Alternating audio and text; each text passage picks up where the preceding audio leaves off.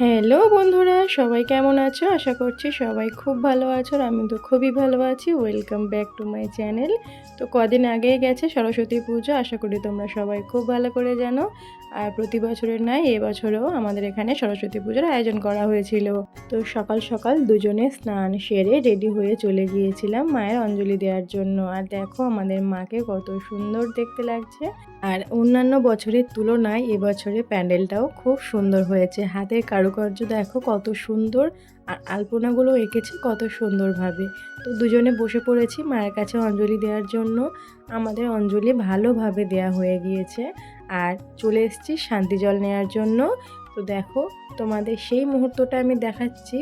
এখানে কত সুন্দরভাবে আলপনার মাধ্যমে মাকে তুলে ধরা হয়েছে। এখানে প্রণাম করে নিলাম, নিয়ে আমাদের অঞ্জলি দেওয়ার পর্ব শেষ হলো। তো একটু ঘুরতে বেরোলাম সবাই মিলে।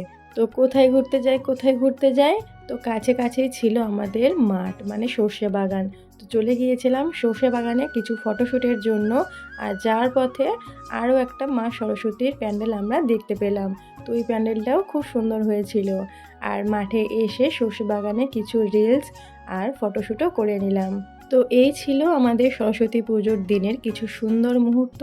তার কয়েকদিন পরেই ছিল মায়ের বিদায়বেলা। তো মায়ের বিদায়বেলাতে সবার মন ছিল ভারাক্রান্ত, কিন্তু কিছু করার নেই, মাকে তো বিদায় দিতেই হবে। তা না হলে মা আবার পরের বছর আসবেন কিভাবে। মানে মায়ের বরণ পর্ব শুরু হয়ে গিয়েছে, আর ওদিকে ছোট্ট ছোট্ট বাচ্চারা খেলাধুলা করছে, নাচ করছে।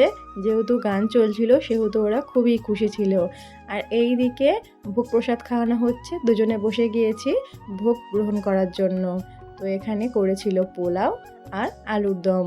তো আমরা ভোগ খেতে থাকি। তোমরা কিভাবে সরস্বতী পুজোর দিন কাটালে আমাকে সেটা জানিও। টাটা।